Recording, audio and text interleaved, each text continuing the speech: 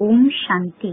ಇಂದಿನ ಪರಮಾತ್ಮನ ಮಹಾವಾಕ್ಯ ಮುರುಳಿ ದಿನಾಂಕ 27/8/2025. ಬಾಪ್ತಾದ ಮಧುಬನ. ಮಧುರ ಮಕ್ಕಳೇ, ತಮ್ಮ ಸತೋ ಪ್ರಧಾನ ಅದೃಷ್ಟವನ್ನು ರೂಪಿಸಿಕೊಳ್ಳುವುದಕ್ಕೋಸ್ಕರ ಪರಮಾತ್ಮ ತಂದೆಯ ನೆನಪಿನಲ್ಲಿ ಸ್ಥಿತ ಆಗುವಂತಹ ಸಂಪೂರ್ಣ ಪುರುಷಾರ್ಥವನ್ನು ಮಾಡಿ. ನಾನು ಆತ್ಮನಾಗಿದ್ದೇನೆ, ಆತ್ಮನಾದ ನಾನು ಪರಮಾತ್ಮ ತಂದೆಯ ಮೂಲಕ ಸಂಪೂರ್ಣ ಆಸ್ತಿಯನ್ನು ಪಡೆದುಕೊಳ್ಳಬೇಕು ಅನ್ನುವ ಮಾತು ಸದಾ ನೆನಪಿನಲ್ಲಿ ಇರಬೇಕು. ಇಂದಿನ ಪ್ರಶ್ನೆ ಆಗಿದೆ, ಮಕ್ಕಳಿಗೆ ನೆನಪಿನ ಚಾರ್ಟ್ ಅನ್ನು ಇಡುವುದು ಕಷ್ಟ ಎಂದು ಏಕೆ ಅನುಭವ ಆಗುತ್ತದೆ? ಉತ್ತರ, ಏಕೆಂದರೆ ಕೆಲವು ಮಕ್ಕಳು ಪರಮಾತ್ಮ ತಂದೆಯನ್ನು ಹೇಗೆ ನೆನಪು ಮಾಡಬೇಕು ಅನ್ನುವುದನ್ನು ಯಥಾರ್ಥವಾಗಿ ಅರ್ಥ ಮಾಡಿಕೊಂಡಿಲ್ಲ.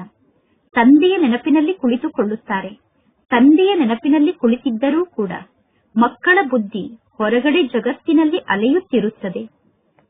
ತಂದೆಯ ನೆನಪಿನಲ್ಲಿ ಕುಳಿತಾಗಲೂ ಬುದ್ಧಿ ಶಾಂತ ಆಗುವುದಿಲ್ಲ.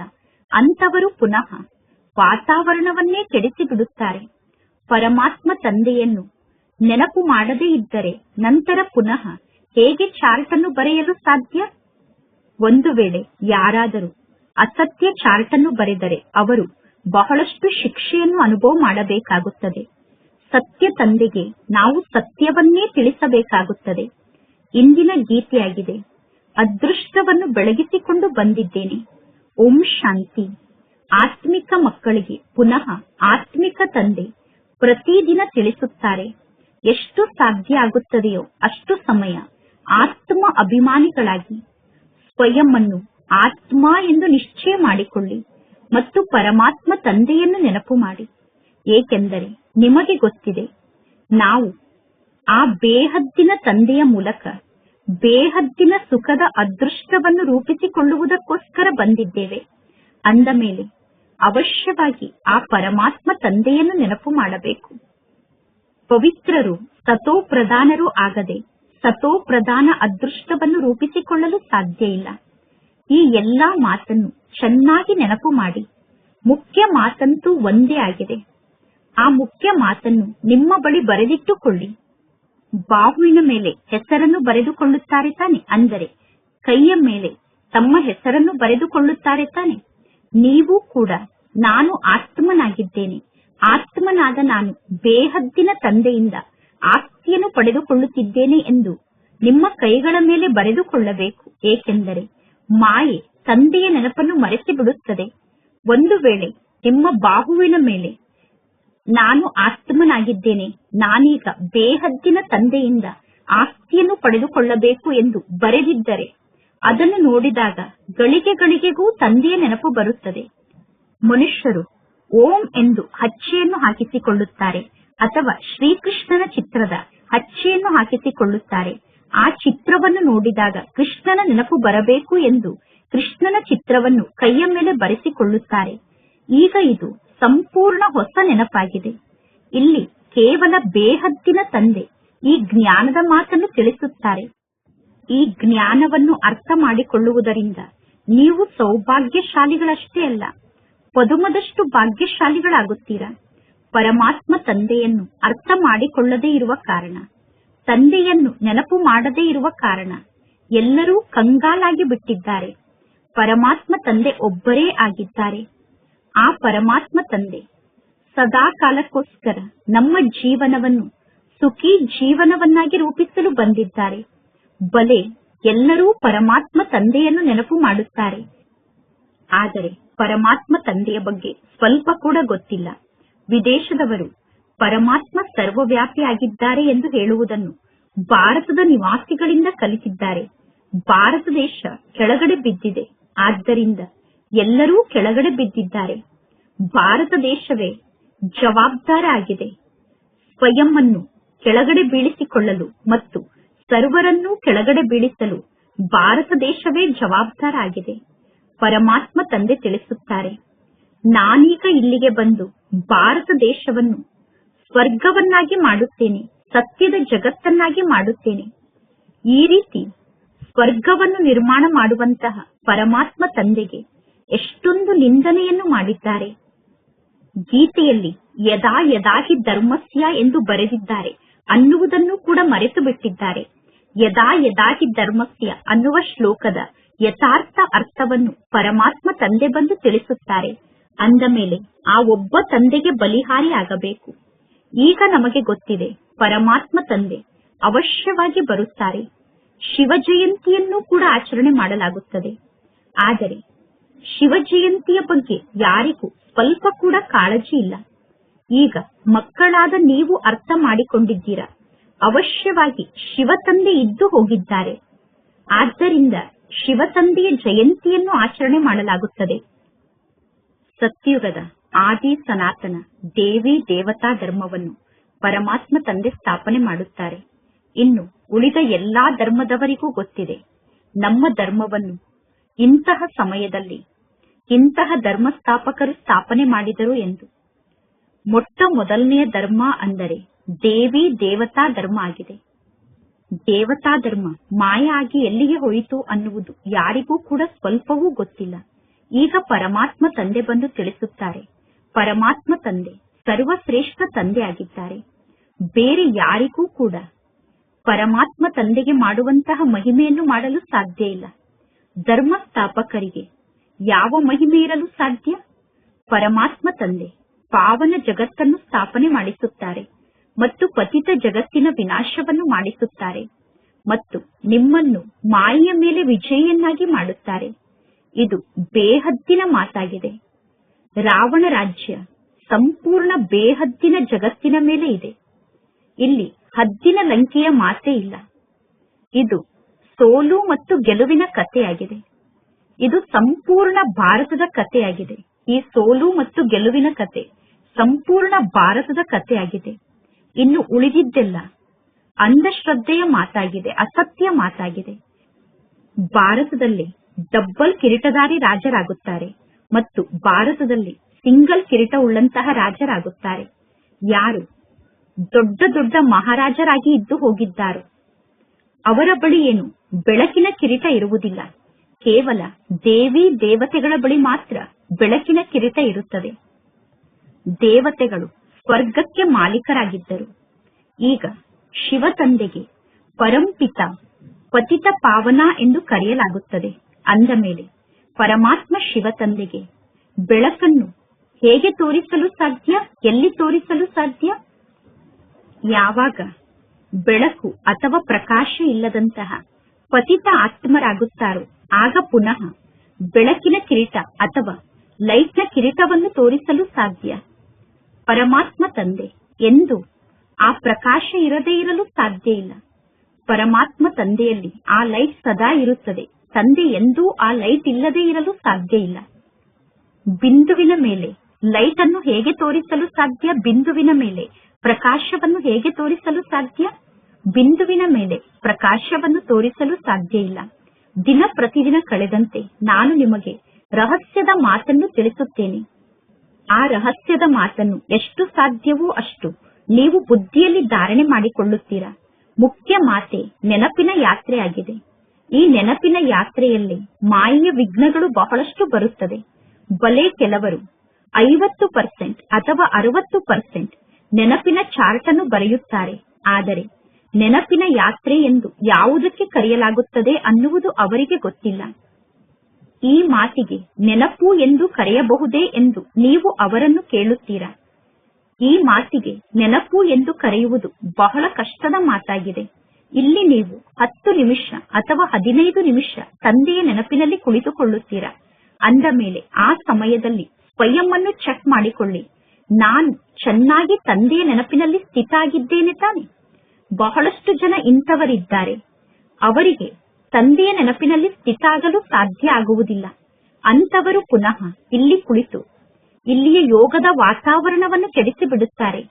ಬಹಳಷ್ಟು ಮಕ್ಕಳು ತಂದೆಯ ನೆನಪಿನಲ್ಲಿ ಸ್ಥಿತ ಆಗದೇ ಇರುವ ಕಾರಣ ನೆನಪಿನಲ್ಲೇ ವಿಘ್ನವನ್ನು ಹಾಕುತ್ತಾರೆ. ಇಡೀ ದಿನ ಅವರ ಬುದ್ಧಿ ಹೊರಗಡೆ ಜಗತ್ತಿನಲ್ಲಿ ಅಲೆದಾಡುತ್ತಿರುತ್ತದೆ. ಇಡೀ ದಿನ ಯಾರ ಬುದ್ಧಿ ಹೊರಗಡೆ ಜಗತ್ತಿನಲ್ಲಿ ಅಲೆದಾಡುತ್ತಿರುತ್ತದೆಯೋ ಅಂತವರು ಇಲ್ಲಿ ಶಾಂತವಾಗಿ ಹೇಗೆ ಕುಳಿತುಕೊಳ್ಳಲು ಸಾಧ್ಯ? ಆದ್ದರಿಂದ ಅವರು ನೆನಪಿನ ಚಾರ್ಟ್ ಅನ್ನು ಇಡುವುದಿಲ್ಲ. ಅಸತ್ಯವನ್ನು ಬರೆದರೆ ಇನ್ನೂ ಶಿಕ್ಷೆ ಸಿಗುತ್ತದೆ. ಚಾರ್ಟ್ನಲ್ಲಿ ಅಸತ್ಯವನ್ನು ಬರೆದರೆ ಶಿಕ್ಷೆಯನ್ನು ಅನುಭವ ಮಾಡಬೇಕಾಗುತ್ತದೆ. ಬಹಳಷ್ಟು ಮಕ್ಕಳು ತಪ್ಪನ್ನು ಮಾಡುತ್ತಾರೆ ಮತ್ತು ಮಾಡಿರುವ ತಪ್ಪನ್ನು ತಂದೆಯಿಂದ ಮುಚ್ಚಿಡುತ್ತಾರೆ. ತಂದೆಗೆ ಸತ್ಯವನ್ನು ತಿಳಿಸುವುದೇ ಇಲ್ಲ. ಪರಮಾತ್ಮ ತಂದೆ ಸತ್ಯವನ್ನು ಹೇಳಿ ಎಂದು ಮಕ್ಕಳಿಗೆ ಹೇಳಿದರೂ ಕೂಡ ಮಕ್ಕಳು ಸತ್ಯವನ್ನು ಹೇಳದೇ ಇದ್ದರೆ ದೋಷ ಯಾರ ಮೇಲೆ ಬರುತ್ತದೆ? ಎಷ್ಟು ದೊಡ್ಡ ತಪ್ಪು ಕಾರ್ಯವನ್ನು ಮಕ್ಕಳು ಮಾಡುತ್ತಾರೆ. ಆದರೆ ತಂದೆಯ ಸಮ್ಮುಖದಲ್ಲಿ ಸತ್ಯವನ್ನು ಹೇಳಲು ಮಕ್ಕಳಿಗೆ ನಾಚಿಕೆ ಆಗುತ್ತದೆ. ಹೆಚ್ಚಾಗಿ ಎಲ್ಲರೂ ತಂದೆಗೆ ಅಸತ್ಯವನ್ನೇ ಹೇಳುತ್ತಾರೆ. ಅಸತ್ಯ ಮಾಯೆ, ಅಸತ್ಯ ಕಾಯ ಎಂದು ಹೇಳಲಾಗುತ್ತದೆ. ಮಕ್ಕಳು ಸಂಪೂರ್ಣ ತಕ್ಷಣ ದೇಹಾಭಿಮಾನಕ್ಕೆ ವಶ ಆಗುತ್ತಾರೆ. ಸತ್ಯವನ್ನು ಹೇಳುವುದು ಒಳ್ಳೆಯದು ತಾನೆ. ನೀವು ಸತ್ಯವನ್ನು ಹೇಳಿದರೆ ನಿಮ್ಮನ್ನು ನೋಡಿ ಅನ್ಯರೂ ಕೂಡ ಸತ್ಯವನ್ನು ಹೇಳುವುದನ್ನು ಕಲಿಯುತ್ತಾರೆ. ಇಲ್ಲಿ ನೀವು ಸತ್ಯವನ್ನು ಹೇಳಬೇಕು. ಜ್ಞಾನದ ಜೊತೆ ಜೊತೆಗೆ ನೆನಪಿನ ಯಾತ್ರೆ ಕೂಡ ಬಹಳಷ್ಟು ಅವಶ್ಯಕ ಆಗಿದೆ. ಏಕೆಂದರೆ ನೆನಪಿನ ಯಾತ್ರೆಯ ಮೂಲಕ ಸ್ವಯಂನ ಕಲ್ಯಾಣ ಆಗುತ್ತದೆ ಮತ್ತು ವಿಶ್ವದ ಕಲ್ಯಾಣ ಆಗುತ್ತದೆ.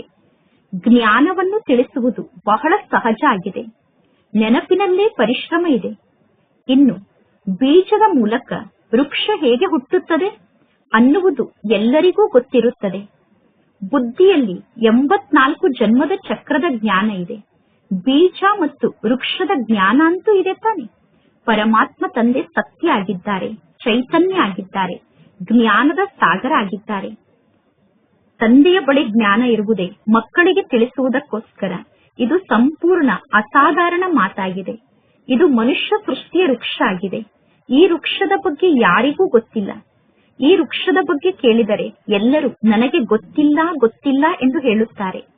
ಈ ವೃಕ್ಷದ ಸಮಯ ಎಷ್ಟು ಅನ್ನುವುದು ಯಾರಿಗೂ ಗೊತ್ತಿಲ್ಲ. ಅಂದ ಮೇಲೆ ವೃಕ್ಷದ ಬಗ್ಗೆ ಬೇರೆ ಯಾವ ಮಾತನ್ನು ಜನ ಹೇಗೆ ಅರ್ಥ ಮಾಡಿಕೊಳ್ಳಲು ಸಾಧ್ಯ? ನಿಮ್ಮಲ್ಲೂ ಕೂಡ ಬಹಳ ಕಡಿಮೆ ಜನ ಇಂಥವರಿದ್ದಾರೆ. ಅವರು ಚೆನ್ನಾಗಿ ಈ ಜ್ಞಾನವನ್ನು ಅರ್ಥ ಮಾಡಿಕೊಂಡಿದ್ದಾರೆ. ಆದ್ದರಿಂದ ಸೆಮಿನಾರ್ಗೆ ಅವರನ್ನು ಕರೆಸಲಾಗುತ್ತದೆ. ಬಂದು ನಿಮ್ಮ ಸಲಹೆಯನ್ನು ನೀಡಿ ಎಂದು. ಯಾರು ಬೇಕಾದರೂ ಸಲಹೆಯನ್ನು ನೀಡಬಹುದು ಎಂದು ಈ ರೀತಿ ತಿಳಿದುಕೊಳ್ಳಬೇಡಿ. ಯಾರ ಹೆಸರಿದೆಯೋ ಅವರು ಮಾತ್ರ ಸಲಹೆಯನ್ನು ನೀಡಬೇಕು ಎಂದು ತಿಳಿದುಕೊಳ್ಳಬೇಡಿ. ಸೆಮಿನಾರ್ನಲ್ಲಿ ನನ್ನ ಹೆಸರು ಇಲ್ಲ ಅಂದ ಮೇಲೆ ನಾನು ಹೇಗೆ ಸಲಹೆಯನ್ನು ನೀಡಲಿ ಎಂದು ತಿಳಿದುಕೊಳ್ಳಬೇಡಿ. ಇಲ್ಲ, ಸೇವೆಗೋಸ್ಕರ ಯಾರು ಬೇಕಾದರೂ ಸಲಹೆಯನ್ನು ನೀಡಬಹುದು. ನೀವು ನಿಮ್ಮ ಸಲಹೆಯನ್ನು ಬರೆದು ಕಳಿಸಬಹುದು. ಪರಮಾತ್ಮ ತಂದೆ ತಿಳಿಸುತ್ತಾರೆ, ನಿಮ್ಮ ಮನಸ್ಸಿನಲ್ಲಿ ಯಾವುದೇ ಸಲಹೆ ಇದ್ದರೆ ನೀವು ಆ ಸಲಹೆಯನ್ನು ತಂದೆಗೆ ಬರೆದು ಕಳಿಸಿ. ಬಾಬಾ, ಈ ಯುಕ್ತಿಯಿಂದ ಸೇವೆ ಬಹಳಷ್ಟು ವೃದ್ಧಿಯಾಗುತ್ತದೆ ಎಂದು ಸಲಹೆಯನ್ನು ಬರೆದು ಕಳಿಸಿ. ಯಾರು ಬೇಕಾದರೂ ಸಲಹೆಯನ್ನು ನೀಡಬಹುದು. ಮಕ್ಕಳು ಯಾವ ಯಾವ ಪ್ರಕಾರದ ಸಲಹೆಯನ್ನು ನೀಡಿದ್ದಾರೆ ಎಂದು ನಂತರ ಪುನಃ ತಂದೆ ನೋಡುತ್ತಾರೆ. ಪರಮಾತ್ಮ ತಂದೆಯಂತೂ ಹೇಳುತ್ತಾರೆ, ಈ ಯುಕ್ತಿಯಿಂದ ನೀವು ಭಾರತದ ಕಲ್ಯಾಣವನ್ನು ಮಾಡಿ, ಎಲ್ಲರಿಗೂ ತಂದೆಯ ಸಂದೇಶವನ್ನು ನೀಡಿ ಎಂದು. ಪರಸ್ಪರ ಕುಳಿತು ವಿಚಾರವನ್ನು ಹುಡುಕಿ ನಂತರ ಆ ಸಲಹೆಯನ್ನು ಬರೆದು ಕಳಿಸಿ. ಮಾಯೆ ಎಲ್ಲರನ್ನೂ ಮಲಗಿಸಿ ಬಿಟ್ಟಿದೆ. ಪರಮಾತ್ಮ ತಂದೆ ಬಂದಿದ್ದಾರೆ. ಯಾವಾಗ ಸಾವು ಸಮ್ಮುಖದಲ್ಲಿ ಇರುತ್ತದೆಯೋ ಆಗ ತಂದೆ ಬರುತ್ತಾರೆ. ಈಗ ತಂದೆ ತಿಳಿಸುತ್ತಾರೆ, ಈಗ ಇದು ಎಲ್ಲರ ವಾನಪ್ರಸ್ಥ ಸ್ಥಿತಿಯಾಗಿದೆ. ನೀವು ಶಿಕ್ಷಣವನ್ನು ಕಲಿತರೂ ಕಲಿಯದೇ ಇದ್ದರೂ ನೀವು ಅವಶ್ಯವಾಗಿ ಸಾಯಲೇಬೇಕು. ನೀವು ತಯಾರಿಯನ್ನು ಮಾಡಿಕೊಂಡರೂ ತಯಾರಿಯನ್ನು ಮಾಡಿಕೊಳ್ಳದೇ ಇದ್ದರೂ ಕೂಡ ಹೊಸ ಜಗತ್ತು ಅವಶ್ಯವಾಗಿ ಸ್ಥಾಪನೆ ಆಗುತ್ತದೆ. ಯಾರೆಲ್ಲ ಬಹಳ ಒಳ್ಳೆಯ ಮಕ್ಕಳಿದ್ದಾರೋ ಅವರು ಸ್ವಯಂಗೋಸ್ಕರ ತಯಾರಿಯನ್ನು ಮಾಡಿಕೊಳ್ಳುತ್ತಿದ್ದಾರೆ. ಸುಧಾಮನ ಉದಾಹರಣೆಯ ಬಗ್ಗೆ ಗಾಯನ ಇದೆ. ಸುಧಾಮ ಒಂದು ಮುಷ್ಟಿ ಅವಲಕ್ಕಿಯನ್ನು ತೆಗೆದುಕೊಂಡು ಬಂದರು ಎಂದು. ಬಾಬಾರವರ ಮೂಲಕ ನನಗೆ ಮಹಲ್ ಸಿಗಬೇಕು. ನನ್ನ ಬಳಿ ಕೇವಲ ಒಂದು ಮುಷ್ಟಿ ಅವಲಕ್ಕಿ ಮಾತ್ರ ಇದೆ. ತಂದೆ ತಿಳಿಸುತ್ತಾರೆ, ಆ ಮಕ್ಕಳ ಬಳಿ ಕೇವಲ ಒಂದು ಮುಷ್ಟಿ ಅವಲಕ್ಕಿ ಇದೆ ಅಂದ ಮೇಲೆ ಅವರು ಏನನ್ನು ಮಾಡಲು ಸಾಧ್ಯ? ಪರಮಾತ್ಮ ತಂದೆ ಮಮ್ಮಾರವರ ಉದಾಹರಣೆಯನ್ನು ತಿಳಿಸಿದ್ದಾರೆ. ಮಮ್ಮ ಒಂದು ಮುಷ್ಟಿ ಅವಲಕ್ಕಿಯನ್ನೂ ಕೂಡ ತೆಗೆದುಕೊಂಡು ಬರಲಿಲ್ಲ. ಆದರೂ ಎಷ್ಟು ಶ್ರೇಷ್ಠ ಪದವಿಯನ್ನು ಪಡೆದುಕೊಂಡರು. ಈ ಜ್ಞಾನ ಮಾರ್ಗದಲ್ಲಿ ಹಣದ ಮಾತೇ ಇಲ್ಲ.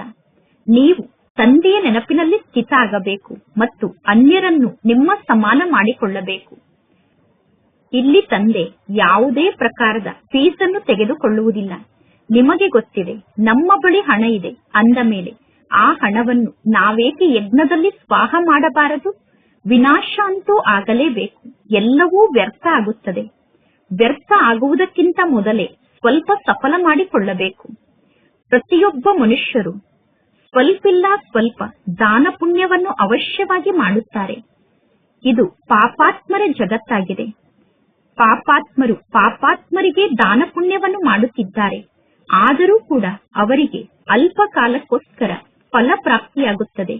ತಿಳಿದುಕೊಳ್ಳಿ, ಯಾರಾದರೂ ವಿಶ್ವವಿದ್ಯಾಲಯ ಅಥವಾ ಕಾಲೇಜನ್ನು ನಿರ್ಮಾಣ ಮಾಡುತ್ತಾರೆ, ಅವರ ಬಳಿ ಜಾಸ್ತಿ ಹಣ ಇದೆ. ಧರ್ಮಶಾಲೆ ಮುಂತಾದದ್ದನ್ನು ನಿರ್ಮಾಣ ಮಾಡುತ್ತಾರೆ. ಯಾರು ಕಾಲೇಜ್, ಧರ್ಮಶಾಲೆ ಮುಂತಾದದ್ದನ್ನು ನಿರ್ಮಾಣ ಮಾಡುತ್ತಾರೋ ಅವರಿಗೆ ಮುಂದಿನ ಜನ್ಮದಲ್ಲಿ ಒಳ್ಳೆಯ ಮಹಲ್ ಪ್ರಾಪ್ತಿಯಾಗುತ್ತದೆ. ಆದರೆ ಕಾಯಿಲೆ ಅಂತೂ ಅವರಿಗೆ ಇರುತ್ತದೆ ತಾನೆ. ತಿಳಿದುಕೊಳ್ಳಿ, ಯಾರಾದರೂ ಹಾಸ್ಪಿಟಲ್ ಅನ್ನು ಕಟ್ಟಿಸಿದ್ದರೆ ಮುಂದಿನ ಜನ್ಮದಲ್ಲಿ ಅವರಿಗೆ ಒಳ್ಳೆಯ ಆರೋಗ್ಯ ಪ್ರಾಪ್ತಿಯಾಗುತ್ತದೆ. ಅಂದರೆ ಮುಂದಿನ ಜನ್ಮದಲ್ಲಿ ಅವರು ಆರೋಗ್ಯವಂತರಾಗಿ ಇರುತ್ತಾರೆ. ಆದರೆ ಕೇವಲ ಒಂದು ಮಾತಿನ ದಾನದಿಂದ ಎಲ್ಲಾ ಇಚ್ಛೆಗಳು ಪೂರ್ಣ ಆಗುವುದಿಲ್ಲ. ಕೇವಲ ಧರ್ಮಶಾಲೆಯನ್ನು ಕಟ್ಟಿಸುವುದರಿಂದ, ಹಾಸ್ಪಿಟಲ್ ಅನ್ನು ಕಟ್ಟಿಸುವುದರಿಂದ ಎಲ್ಲಾ ಕಾಮನೆಗಳು ಸಿದ್ಧಿಸುವುದಿಲ್ಲ. ಈಗ ಬೇಹದ್ದಿನ ತಂದೆಯ ಮೂಲಕ ನಿಮ್ಮ ಸರ್ವ ಕಾಮನೆಗಳೂ ಕೂಡ ಪೂರ್ಣ ಆಗುತ್ತದೆ. ನೀವೀಗ ಪಾವನರಾಗುತ್ತೀರಾ. ಅಂದ ಮೇಲೆ ನಿಮ್ಮ ಬಳಿ ಇರುವಂತಹ ಸಂಪೂರ್ಣ ಹಣವನ್ನು ವಿಶ್ವವನ್ನು ಪಾವನವನ್ನಾಗಿ ಮಾಡುವಂತಹ ಕಾರ್ಯದಲ್ಲಿ ತೊಡಗಿಸುವುದು ಒಳ್ಳೆಯದು. ಮುಕ್ತಿ ಮತ್ತು ಜೀವನ್ ಮುಕ್ತಿಯನ್ನು ತಂದೆ ನೀಡುತ್ತಿದ್ದಾರೆ. ಅದು ಅರ್ಧ ಕಲ್ಪಕ್ಕೋಸ್ಕರ. ಎಲ್ಲರೂ ಹೇಳುತ್ತಾರೆ, ನನಗೆ ಶಾಂತಿ ಹೇಗೆ ಸಿಗಲು ಸಾಧ್ಯ ಎಂದು. ಶಾಂತಿಧಾಮದಲ್ಲಿ ಆ ಶಾಂತಿ ಸಿಗುತ್ತದೆ. ಮತ್ತು ಸತ್ಯಯುಗದಲ್ಲಿ ಒಂದೇ ಧರ್ಮ ಇರುವ ಕಾರಣ ಅಲ್ಲಿ ಅಶಾಂತಿ ಇರುವುದಿಲ್ಲ. ರಾವಣ ರಾಜ್ಯದಲ್ಲಿ ಅಶಾಂತಿ ಇರುತ್ತದೆ. ಗಾಯನ ಕೂಡ ಇದೆ, ರಾಮನಂತಹ ರಾಜ, ರಾಮನಂತಹ ಪ್ರಜೆ ಎಂದು. ಅದು ಅಮರಲೋಕ ಆಗಿದೆ. ಅಮರಲೋಕ ಆದಂತಹ ಸತ್ಯಯುಗದಲ್ಲಿ ರಾಮನಂತಹ ರಾಜ, ರಾಮನಂತಹ ಪ್ರಜೆ ಇರುತ್ತಾರೆ. ಅಮರ ಲೋಕದಲ್ಲಿ ಸಾವು ಅನ್ನುವ ಶಬ್ದ ಇರುವುದಿಲ್ಲ. ಈ ಕಲಿಯುಗದಲ್ಲಿ ಕುಳಿತು ಕುಳಿತಂತೆ ಇದ್ದಕ್ಕಿದ್ದಂತೆ ಸಾಯುತ್ತಾರೆ. ಇದಕ್ಕೆ ಮೃತ್ಯುಲೋಕ ಎಂದು ಕರೆಯಲಾಗುತ್ತದೆ. ಸತ್ಯುಗಕ್ಕೆ ಅಮರಲೋಕ ಎಂದು ಕರೆಯಲಾಗುತ್ತದೆ. ಸತ್ಯುಗದಲ್ಲಿ ನಾವು ಸಾಯುವುದಿಲ್ಲ. ಒಂದು ಹಳೆಯ ಶರೀರವನ್ನು ತ್ಯಾಗ ಮಾಡಿ ನಂತರ ಹೋಗಿ ಬಾಲಕರಾಗಿ ಜನ್ಮವನ್ನು ಪಡೆದುಕೊಳ್ಳುತ್ತೇವೆ. ಸತ್ಯುಗದಲ್ಲಿ ರೋಗ ಇರುವುದಿಲ್ಲ. ಅಂದ ಮೇಲೆ ಈಗ ನಿಮಗೆ ಎಷ್ಟೊಂದು ಲಾಭ ಆಗುತ್ತದೆ. ಶ್ರೀ ಶ್ರೀ ಆದಂತಹ ಪರಮಾತ್ಮ ತಂದೆಯ ಮತದಂತೆ ನಡೆದು ನೀವು ಸದಾ ಕಾಲಕ್ಕೋಸ್ಕರ ಆರೋಗ್ಯವಂತರಾಗುತ್ತೀರಾ. ಅಂದ ಮೇಲೆ ಇಂತಹ ಆತ್ಮಿಕ ಸೆಂಟರ್ ಅನ್ನು ನೀವು ಎಷ್ಟೊಂದು ತೆರೆಯಬೇಕು. ನೀವು ಸೆಂಟರ್ ಅನ್ನು ತೆರೆದ ನಂತರ ಅಲ್ಲಿ ಬಹಳ ಕಡಿಮೆ ಜನ ಜ್ಞಾನವನ್ನು ಕೇಳಲು ಬಂದರೂ ಕೂಡ ಅದೇನು ಕಡಿಮೆ ಮಾತಲ್ಲ. ಈ ಸಮಯದಲ್ಲಿ ಮನುಷ್ಯರಿಗೆ ನಾಟಕದ ಸಮಯದ ಬಗ್ಗೆ ಗೊತ್ತಿಲ್ಲ. ಮನುಷ್ಯರು ಕೇಳುತ್ತಾರೆ, ನಿಮಗೆ ಪುನಃ ಈ ಜ್ಞಾನವನ್ನು ಯಾರು ಕಲಿಸಿದರು ಎಂದು. ಅರೆ, ಸ್ವಯಂ ಪರಮಾತ್ಮ ತಂದೆ ಇಲ್ಲಿ ನಮಗೆ ಜ್ಞಾನವನ್ನು ತಿಳಿಸುತ್ತಿದ್ದಾರೆ. ಇಷ್ಟೆಲ್ಲ ಜನ ಬ್ರಹ್ಮ ಕುಮಾರ್ ಬ್ರಹ್ಮ ಕುಮಾರಿಯರಿದ್ದಾರೆ. ನೀವು ಕೂಡ ಬ್ರಹ್ಮ ಕುಮಾರ್ ಬ್ರಹ್ಮ ಕುಮಾರಿಯರಾಗಿದ್ದೀರಾ. ನೀವು ಶಿವ ತಂದೆಗೆ ಮಕ್ಕಳಾಗಿದ್ದೀರಾ. ಪ್ರಜಾಪಿತ ಬ್ರಹ್ಮನಿಗೆ ಮಕ್ಕಳಾಗಿದ್ದೀರಾ. ಬ್ರಹ್ಮ ತಂದೆ ಈ ಮಾನವ ವಂಶವೃಕ್ಷಕ್ಕೆ ಗ್ರೇಟ್ ಗ್ರೇಟ್ ಗ್ರ್ಯಾಂಡ್ ಫಾದರ್ ಆಗಿದ್ದಾರೆ. ಬ್ರಹ್ಮ ಕುಮಾರ್ ಬ್ರಹ್ಮ ಕುಮಾರಿಯರಾದ ನಾವು ಬ್ರಹ್ಮನ ಮೂಲಕ ಜನ್ಮವನ್ನು ಪಡೆದುಕೊಂಡಿದ್ದೇವೆ. ವಂಶಾವಳಿ ಇರುತ್ತದೆ ತಾನೆ. ನಮ್ಮ ಈ ದೇವತಾ ಕುಲ ಬಹಳಷ್ಟು ಸುಖವನ್ನು ನೀಡುವಂತಹ ಕುಲ ಆಗಿದೆ. ಇಲ್ಲಿ ನೀವು ಬಹಳಷ್ಟು ಉತ್ತಮರಾಗುತ್ತೀರಾ. ನಂತರ ಸತ್ಯಯುಗದಲ್ಲಿ ನೀವು ರಾಜ್ಯವನ್ನು ಆಳುತ್ತೀರಾ. ಈ ಜ್ಞಾನ ಬೇರೆ ಯಾರ ಬುದ್ಧಿಯಲ್ಲೂ ಇರಲು ಸಾಧ್ಯ ಇಲ್ಲ. ದೇವತೆಗಳು ತಮೋ ಪ್ರಧಾನ ಜಗತ್ತಿನಲ್ಲಿ ಕಾಲನ್ನೂ ಇಡಲು ಸಾಧ್ಯ ಇಲ್ಲ ಅನ್ನುವುದು ಮಕ್ಕಳಿಗೆ ಗೊತ್ತಿದೆ. ದೇವತೆಗಳು ತಮೋ ಪ್ರಧಾನ ಜಗತ್ತಿನಲ್ಲಿ ಕಾಲನ್ನೂ ಇಡುವುದಿಲ್ಲ ಎಂದು ತಂದೆ ಮಕ್ಕಳಿಗೆ ತಿಳಿಸಿದ್ದಾರೆ. ದೇವತೆಗಳ ಜಡಚಿತ್ರದ ನೆರಳು ತಮೋ ಪ್ರಧಾನ ಜಗತ್ತಿನ ಮೇಲೆ ಬೀಳಬಹುದು. ಆದರೆ ಚೈತನ್ಯದಲ್ಲಿ ದೇವತೆಗಳು ಈ ತಮೋ ಪ್ರಧಾನ ಜಗತ್ತಿನಲ್ಲಿ ಕಾಲನ್ನು ಇಡಲು ಸಾಧ್ಯ ಇಲ್ಲ.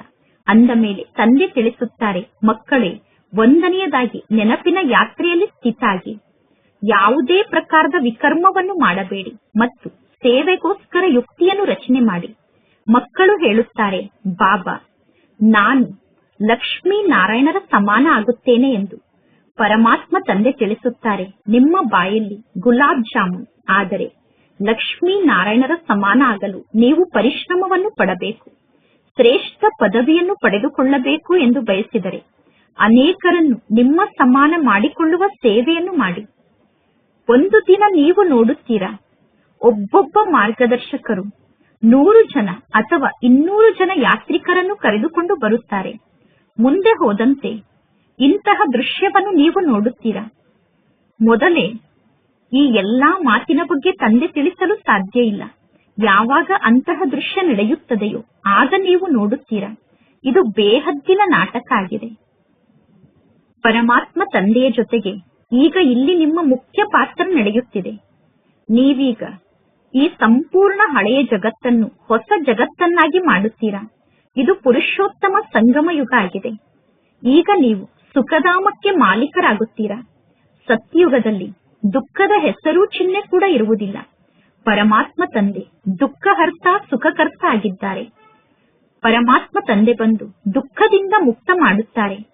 ಭಾರತದ ನಿವಾಸಿಗಳು ತಿಳಿದುಕೊಂಡಿದ್ದಾರೆ, ನನ್ನ ಬಳಿ ಇಷ್ಟೊಂದು ಧನ ಸಂಪತ್ತಿದೆ, ದೊಡ್ಡ ದೊಡ್ಡ ಮಹಲ್ ಇದೆ, ಕರೆಂಟ್ ಇದೆ, ಅಂದ ಮೇಲೆ ನನ್ನ ಪಾಲಿಗೆ ಇದೇ ಸ್ವರ್ಗ ಆಗಿದೆ ಎಂದು. ಇದೆಲ್ಲ ಮಾಯೆಯ ವೈಭವ ಆಗಿದೆ.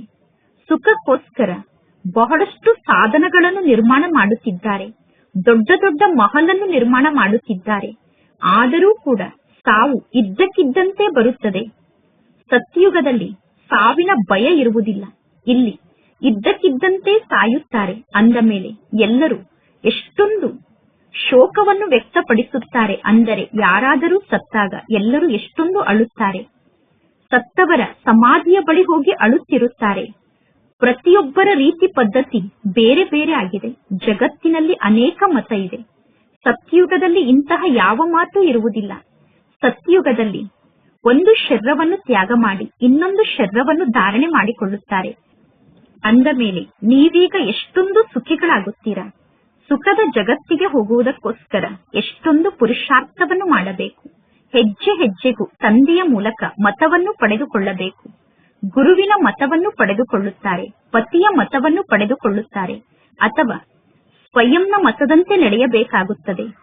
ಅಸುರಿ ಮತ ಯಾವ ಕೆಲಸಕ್ಕೆ ಬರುತ್ತದೆ? ಅಸುರಿ ಮತದ ಮೂಲಕ ಎಂತಹ ಕಾರ್ಯ ನಡೆಯುತ್ತದೆ? ಅಸುರಿ ಮತ ಅಸುರರ ಕಡೆ ನಮ್ಮನ್ನು ಸೆಳೆದುಕೊಂಡು ಹೋಗುತ್ತದೆ. ಅಸುರಿ ಮತದಂತೆ ನಡೆದರೆ ನಾವು ಅಸುರರ ಕಡೆ ಹೋಗುತ್ತೇವೆ. ಈಗ ನಿಮಗೆ ಈಶ್ವರಿಯ ಮತ ಸಿಕ್ಕಿದೆ, ಸರ್ವಶ್ರೇಷ್ಠ ಮತ ಸಿಕ್ಕಿದೆ. ಆದ್ದರಿಂದ ಶ್ರೀಮತ ಭಗವಾನ್ ವಾಚ್ ಎಂದು ಗಾಯನ ಕೂಡ ಇದೆ. ಈಗ ಮಕ್ಕಳಾದ ನೀವು ಪರಮಾತ್ಮ ತಂದೆಯ ಶ್ರೀಮತದಂತೆ ನಡೆದು ಇಡೀ ವಿಶ್ವವನ್ನು ಸ್ವರ್ಗವನ್ನಾಗಿ ಮಾಡುತ್ತೀರಾ. ಆ ಸ್ವರ್ಗಕ್ಕೆ ನಂತರ ನೀವೇ ಮಾಲೀಕರಾಗುತ್ತೀರಾ. ಆದ್ದರಿಂದ ಪ್ರತಿ ಹೆಜ್ಜೆಗೂ ತಂದೆಯ ಮೂಲಕ ಶ್ರೀಮತವನ್ನು ಪಡೆದುಕೊಳ್ಳಬೇಕು. ಆದರೆ ಯಾರದ್ದಾದರೂ ಅದೃಷ್ಟದಲ್ಲಿ ಇಲ್ಲ ಅಂದರೆ ಅವರು ಪುನಃ ತಂದೆಯ ಮತದಂತೆ ನಡೆಯುವುದಿಲ್ಲ. ಪರಮಾತ್ಮ ತಂದೆ ತಿಳಿಸಿದ್ದಾರೆ, ನಿಮ್ಮ ಬಳಿ ಅಂತಹ ವಿಶೇಷ ಬುದ್ಧಿ ಇದ್ದರೆ, ಸೇವೆಗೋಸ್ಕರ ಹೊಸ ಸಲಹೆ ಇದ್ದರೆ ನೀವು ಬರೆದು ತಂದೆಗೆ ಕಳಿಸಿ. ಪರಮಾತ್ಮ ತಂದೆಗೆ ಗೊತ್ತಿದೆ ಯಾವ ಯಾವ ಮಕ್ಕಳು ಸಲಹೆಯನ್ನು ನೀಡಲು ಯೋಗ್ಯರಾಗಿದ್ದಾರೆ ಎಂದು. ಹೊಸ ಹೊಸ ಮಕ್ಕಳು ಕೂಡ ಸಲಹೆಯನ್ನು ನೀಡುವಂತವರು ಹುಟ್ಟಿಕೊಳ್ಳಬಹುದು. ಸಲಹೆಯನ್ನು ನೀಡುವಂತಹ ಹೊಸ ಹೊಸ ಮಕ್ಕಳು ಕೂಡ ಹುಟ್ಟಿಕೊಳ್ಳಬಹುದು. ಪರಮಾತ್ಮ ತಂದೆಗಂತೂ ಗೊತ್ತಿದೆ ತಾನೆ ಯಾರು ಬಹಳ ಒಳ್ಳೆಯ ಮಕ್ಕಳಾಗಿದ್ದಾರೆ ಎಂದು. ಅಂಗಡಿಯಲ್ಲಿ ಕುಳಿತು ವ್ಯಾಪಾರವನ್ನು ಮಾಡುತ್ತಿರುವ ವ್ಯಾಪಾರಿಗಳು ಕೂಡ ತಂದೆಯ ಪರಿಚಯವನ್ನು ಎಲ್ಲರಿಗೂ ಹೇಗೆ ನೀಡುವುದು ಅನ್ನುವ ಪ್ರಯತ್ನದ ಸಲಹೆಯನ್ನು ರಚನೆ ಮಾಡಬಹುದು. ಎಲ್ಲರಿಗೂ ತಂದೆಯ ಪರಿಚಯ ಹೇಗೆ ಸಿಗುವುದು ಅನ್ನುವುದಕ್ಕೋಸ್ಕರ ಸಲಹೆಯನ್ನು ರಚನೆ ಮಾಡಲು ವ್ಯಾಪಾರಿಗಳು ಕೂಡ ಪ್ರಯತ್ನವನ್ನು ಪಡಬೇಕು. ಅಂಗಡಿಯಲ್ಲಿ ಎಲ್ಲರಿಗೂ ತಂದೆಯ ನೆನಪನ್ನು ಮಾಡಿಸಬೇಕು. ಭಾರತದಲ್ಲಿ ಯಾವಾಗ ಸತ್ಯುಗ ಇತ್ತು ಆಗ ಒಂದೇ ಧರ್ಮ ಇತ್ತು. ಈ ಜ್ಞಾನ ಮಾರ್ಗದಲ್ಲಿ ಮುನಿಸಿಕೊಳ್ಳುವಂತಹ ಯಾವ ಮಾತು ಇಲ್ಲ. ಸರ್ವರಿಗೂ ತಂದೆ ಒಬ್ಬರೇ ಆಗಿದ್ದಾರೆ. ಪರಮಾತ್ಮ ತಂದೆ ತಿಳಿಸುತ್ತಾರೆ, ತಂದೆಯಾದ ನನ್ನೊಬ್ಬನನ್ನೇ ನೀವು ನೆನಪು ಮಾಡಿ, ಆಗ ನಿಮ್ಮ ವಿಕರ್ಮ ವಿನಾಶ ಆಗುತ್ತದೆ ಮತ್ತು ನೀವು ಸ್ವರ್ಗಕ್ಕೆ ಮಾಲೀಕರಾಗುತ್ತೀರಾ. ಒಳ್ಳೆಯದು. ಮಧುರಾತಿ ಮಧುರ ಅಗಲಿ ಹೋಗಿ ಮರಳಿ ಸಿಕ್ಕಿರುವ ಮಕ್ಕಳ ಪ್ರತಿ ಮಾಸ್ಪಿತಾ ಬಾಪ್ದಾದರವರ ನೆನಪು, ಪ್ರೀತಿ ಹಾಗೂ ಸುಪ್ರಭಾತ. ಆತ್ಮಿಕ ಮಕ್ಕಳಿಗೆ ಆತ್ಮಿಕ ತಂದೆಯ ನಮಸ್ತೆ. ಆತ್ಮಿಕ ತಂದೆಗೆ ಆತ್ಮಿಕ ಮಕ್ಕಳ ನೆನಪು, ಪ್ರೀತಿ ಹಾಗೂ ನಮಸ್ತೆ ನಮಸ್ತೆ ನಮಸ್ತೆ. ಧಾರಣೆಗೋಸ್ಕರ ಮುಖ್ಯ ಸಾರ. ಫಸ್ಟ್ ಪಾಯಿಂಟ್, ಶ್ರೀಮತದಂತೆ ನಡೆದು ಇಡೀ ವಿಶ್ವವನ್ನು ಸ್ವರ್ಗವನ್ನಾಗಿ ಮಾಡುವಂತಹ ಸೇವೆಯನ್ನು ಮಾಡಬೇಕು. ಅನೇಕರನ್ನು ನಮ್ಮ ಸಮಾನ ಮಾಡಿಕೊಳ್ಳುವಂತಹ ಸೇವೆಯನ್ನು ಮಾಡಬೇಕು. ಅಸುರಿ ಮತದಿಂದ ಸ್ವಯಂನ ರಕ್ಷಣೆಯನ್ನು ಮಾಡಿಕೊಳ್ಳಬೇಕು. ಸೆಕೆಂಡ್ ಪಾಯಿಂಟ್, ನೆನಪಿನ ಪರಿಶ್ರಮದ ಮೂಲಕ ಆತ್ಮವನ್ನು ಸತೋಪ್ರದಾನ ಮಾಡಿಕೊಳ್ಳಬೇಕು. ಸುಧಾಮನಂತೆ ಏನು ಒಂದು ಮುಷ್ಟಿ ಅವಲಕ್ಕಿ ನಿಮ್ಮ ಬಳಿ ಇದೆಯೋ ಅದನ್ನು ಸಫಲ ಮಾಡಿಕೊಂಡು ಸರ್ವ ಇಚ್ಛೆಗಳನ್ನು ಸಿದ್ಧಪಡಿಸಿಕೊಳ್ಳಬೇಕು. ಅಂದರೆ ಸರ್ವ ಇಚ್ಛೆಗಳನ್ನು ಪೂರ್ಣಗೊಳಿಸಿಕೊಳ್ಳಬೇಕು. ಸುಧಾಮನಂತೆ ಒಂದು ಮುಷ್ಟಿ ಅವಲಕ್ಕಿಯನ್ನು ತಂದೆಯ ಹೆಸರಿಗೆ ಸಫಲ ಮಾಡಿ ಸರ್ವ ಇಚ್ಛೆಗಳನ್ನು ಪೂರ್ಣಗೊಳಿಸಿಕೊಳ್ಳಬೇಕು. ಇಂದಿನ ವರದಾನ ಆಗಿದೆ, ಒಬ್ಬ ಪರಮಾತ್ಮ ತಂದೆಯನ್ನು ಬಿಟ್ಟು ನನಗೆ ಬೇರೆ ಯಾರೂ ಇಲ್ಲ ಅನ್ನುವ ದೃಢ ಸಂಕಲ್ಪದ ಮೂಲಕ ಅವಿನಾಶಿ ಭವ, ಅಮರ ಭವ. ಯಾರೆಲ್ಲ ಮಕ್ಕಳು ಒಬ್ಬ ಪರಮಾತ್ಮ ತಂದೆಯನ್ನು ಬಿಟ್ಟು ನನಗೆ ಬೇರೆ ಯಾರೂ ಇಲ್ಲ ಅನ್ನುವ ದೃಢ ಸಂಕಲ್ಪವನ್ನು ಮಾಡುತ್ತಾರೋ ಅಂತಹ ಮಕ್ಕಳ ಸ್ಥಿತಿ ಸ್ವತಃ ಮತ್ತು ಸಹಜವಾಗಿ ಏಕರಸ ಆಗುತ್ತದೆ. ಇದೇ ದೃಢ ಸಂಕಲ್ಪದ ಮೂಲಕ ಸರ್ವ ಸಂಬಂಧದ ಅವಿನಾಶಿ ಎಳೆ ಜೋಡಣೆ ಆಗುತ್ತದೆ ಮತ್ತು ಅವರಿಗೆ ಸದಾ ಅವಿನಾಶಿ ಭವ, ಅಮರ ಭವ ಅನ್ನುವ ವರದಾನ ಪ್ರಾಪ್ತಿಯಾಗುತ್ತದೆ. ದೃಢ ಸಂಕಲ್ಪವನ್ನು ಮಾಡುವುದರಿಂದ ಪುರುಷಾರ್ಥದಲ್ಲಿ ವಿಶೇಷ ರೂಪದಲ್ಲಿ ಲಿಫ್ಟ್ ಪ್ರಾಪ್ತಿಯಾಗುತ್ತದೆ. ಯಾರಿಗೆ ಒಬ್ಬ ತಂದೆಯ ಜೊತೆಗೆ ಸರ್ವ ಸಂಬಂಧ ಇದೆಯೋ ಅವರಿಗೆ ಸರ್ವ ಪ್ರಾಪ್ತಿಗಳು ಸ್ವತಃ ಪ್ರಾಪ್ತಿಯಾಗುತ್ತದೆ. ಯಾರಿಗೆ ಒಬ್ಬ ತಂದೆಯ ಜೊತೆಗೆ ಸರ್ವ ಸಂಬಂಧ ಇದೆಯೋ, ಯಾರು ಒಬ್ಬ ತಂದೆಯ ಜೊತೆಗೆ ಸರ್ವ ಸಂಬಂಧವನ್ನು ಜೋಡಣೆ ಮಾಡಿದ್ದಾರೋ ಸರ್ವ ಪ್ರಾಪ್ತಿಗಳು ಅವರಿಗೆ ಸ್ವತಃ ಸಿಗುತ್ತದೆ. ಇಂದಿನ ಶ್ಲೋಗನ್ ಆಗಿದೆ, ವಿಚಾರ ಮಾಡುವುದು, ಮಾತನಾಡುವುದು ಮತ್ತು ಮಾಡುವುದು ಮೂರನ್ನು ಸಮಾನ ಮಾಡಿಕೊಳ್ಳಿ, ಆಗ ನಿಮಗೆ ಸರ್ವೋತ್ತಮ ಪುರುಷಾರ್ಥಿಗಳು ಎಂದು ಕರೆಯಲಾಗುತ್ತದೆ. ಇಂದಿನ ಅವ್ಯಕ್ತ ಸೂಚನೆಯಾಗಿದೆ, ಸಹಜ ಯೋಗಿ ಆಗಬೇಕು ಎಂದು ಬಯಸಿದರೆ ಪರಮಾತ್ಮನ ಪ್ರೀತಿಯ ಅನುಭವವನ್ನು ಮಾಡಿ. ಯಾವ ಸಮಯದಲ್ಲಿ ಯಾವ ಸಂಬಂಧದ ಅವಶ್ಯಕತೆ ಇದೆಯೋ ಅದೇ ಸಂಬಂಧದಿಂದ ಭಗವಂತ ತಂದೆಯನ್ನು ನಿಮ್ಮವರನ್ನಾಗಿ ಮಾಡಿಕೊಳ್ಳಿ. ಮನಸ್ಸಿನಿಂದ ನನ್ನ ಬಾಬಾ ಎಂದು ಹೇಳಿ ಮತ್ತು ಬಾಬಾ ನನ್ನ ಮಕ್ಕಳೇ ಎಂದು ಹೇಳಬೇಕು. ಇದೇ ರೀತಿ ಸ್ನೇಹದ ಸಾಗರನಲ್ಲಿ ಸಮಾವೇಶ ಆಗಿಬಿಡಿ. ನನ್ನ ಬಾಬಾ ಎಂದು ಹೇಳಿ ಸ್ನೇಹದ ಸಾಗರನ ಸ್ನೇಹದಲ್ಲಿ ಸಮಾವೇಶ ಆಗಿಬಿಡಿ. ಈ ಸ್ನೇಹ ಛತ್ರಛಾಯೆಯಾಗಿ ಕಾರ್ಯವನ್ನು ಮಾಡುತ್ತದೆ. ಈ ಸ್ನೇಹದ ಛತ್ರಛಾಯೆಯ ಒಳಗಡೆ ಮಾಯೆ ಬರಲು ಸಾಧ್ಯ ಇಲ್ಲ. ಇದೇ ಸಹಜ ಯೋಗಿ ಆಗಲು ಸಾಧನ ಆಗಿದೆ. ಒಳ್ಳೆಯದು. ಓಂ ಶಾಂತಿ.